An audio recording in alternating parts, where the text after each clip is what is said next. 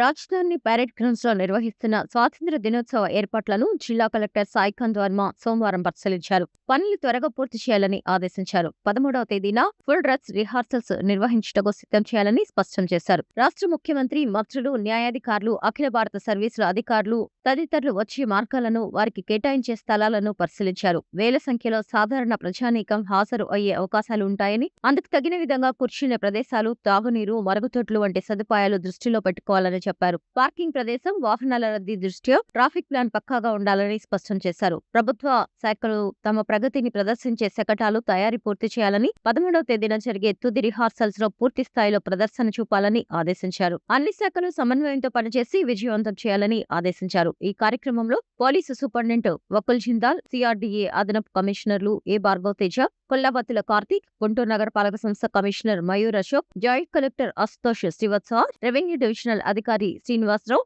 DRDA project director Vijayalakshmi, జిల్లా పౌర సరఫరాల అధికారి కోమలి, పద్మ తదితరులు పాల్గొన్నారు.